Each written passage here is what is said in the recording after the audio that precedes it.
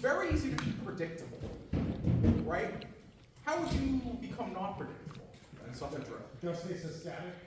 It's easy to do ebb and flow, ebb and flow. Right, because the way that we talked about it as if it were necessarily a back and forth. Like, you know, like this flowing motion, the flow, like a tide in, tide out.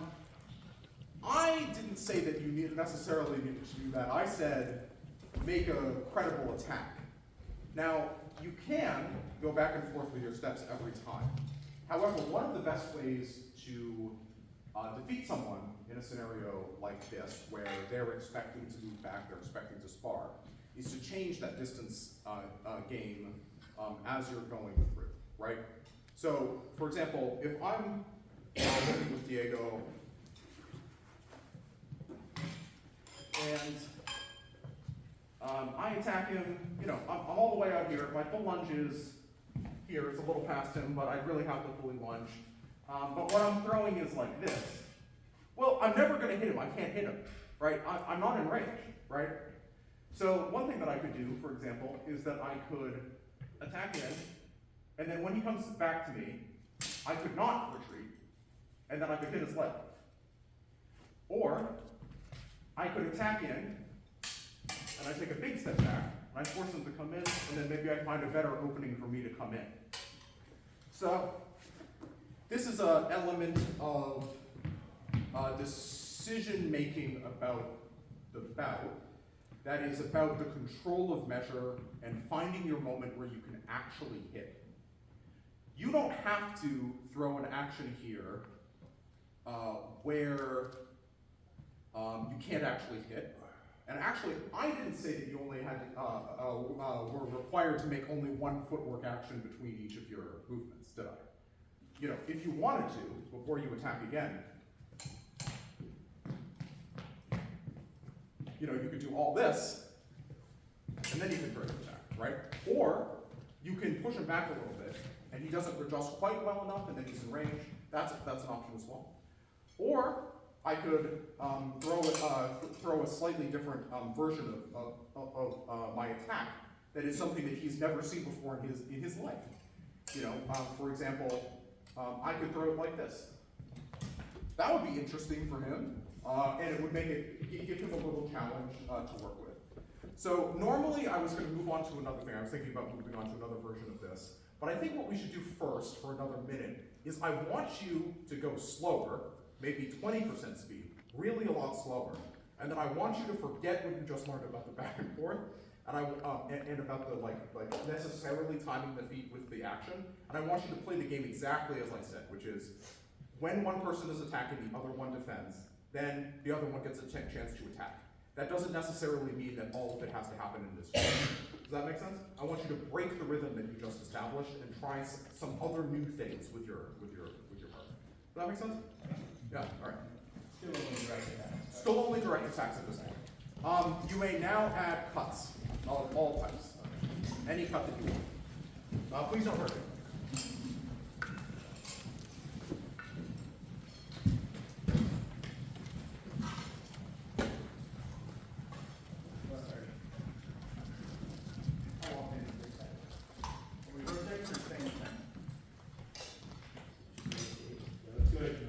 Yeah, let's rotate, yes.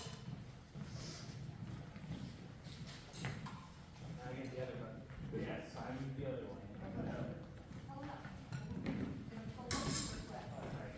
I'll start. No deal. Oh, the big difference here is they can't do it. Be weird. Notes only, please. I said notes only. I love it.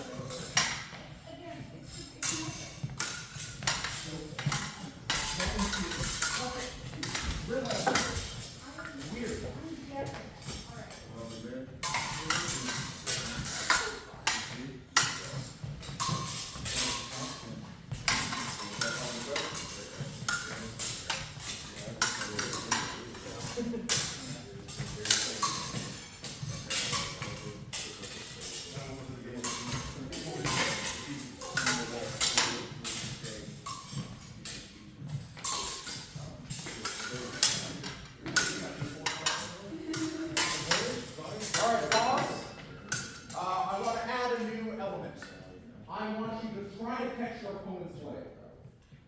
Someone, catch it. Like catch it in your leg, so that they can't get up, so they cannot escape. New challenge unlocked. And if you can't, that's fine. And if they let you, that's fine. They're less likely. You don't have to fight it.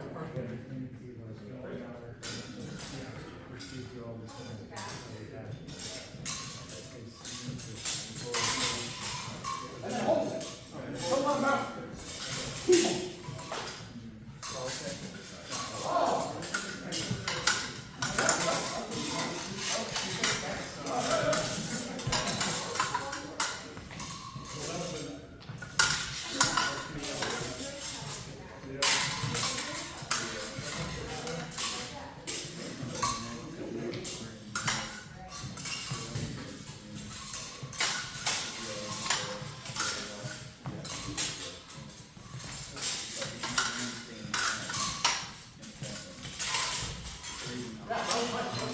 So what did you have done from there? You could have done the two per box. Yeah. Good.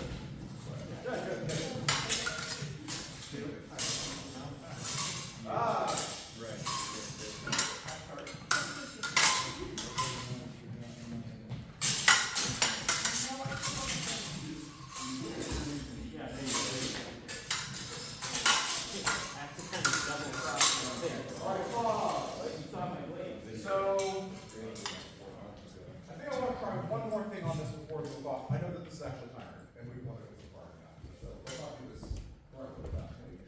We're actually sparring basically. So, okay, but what I want you to try now, so I want to try to add a little bit of specificity to the drill. So remember that the law of the land is, when my opponent is attacking, I have to wait until their attack is finished in order for me to go again. I don't have to go immediately, though that is a good way to challenge my opponent, right? But I do have to wait until they are done. So now what I want you to do is keep it slowed down. Slow down like I just recommended you slow down just a little bit from the first time. Maybe 20%, 25% speed. And what I want you to now allow for is feints. So you have to wait until your opponent has finished their forward motion on their attack. They may now feint, which means that they can attack and then do disengage and continue. But if they ever stop going forward completely, that's the end of their attack, right? But I want you to slow down so you can actually see this, because if you try to do it at the speed that we were just doing it, it will be too fast and you will miss it. Does that make sense? So this is actually quite challenging, and this is where the drill starts to be relatively difficult for advanced students. But I want you to try it at slower speeds so that you can. One other thing on the thing. Please do not do it every time. Do it every once in a while. Is that good? And try some different things. You know, try some different stuff. Like a good example might be that I cut at Diego's head and I go for his line. And then if he doesn't perceive that I could switch targets and that it's not over yet, then maybe I'll have the opportunity to hit. This is also going to make this a lot messier. So again, stay slower and then try to do it deliberately and wait for your opponent to finish their attack before you go. Okay? All right. This is hard. Oh, thank you.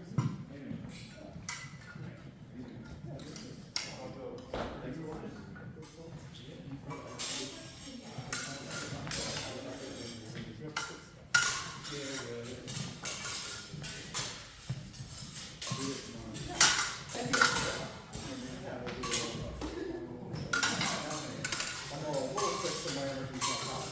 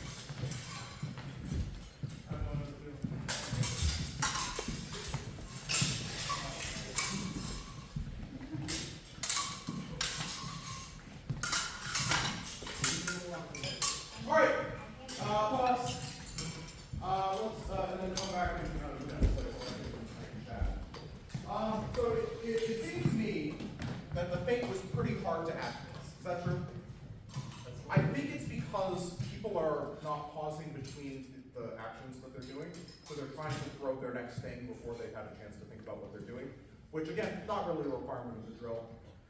So if you use this later, what I would recommend for you to do is come into it with a spirit of creativity and interesting novelty, and then try to find things that you wouldn't expect to come out of it. Because I think what happens pretty easily is for there to be a number of things that you do expect that you produce by rote, and then for you to fall into rote. This is actually supposed to, if it can, break that rote and then find new pathways for you to travel down.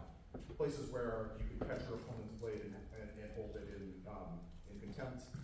Places where you can feint them when they are expecting a normal back and forth drill.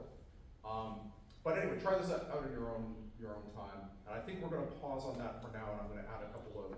So I was thinking about adding throughout the hour, but I think what we're going to do is we're not going to do a ton more of this, and instead we'll go back to a more normal drilling, and I'll add a couple more things that we did earlier instead of just adding it to the drill. Because I think it's going to be too overwhelming. Okay, sounds good. Get a little water. We'll come back, and we'll do a couple more specific skills.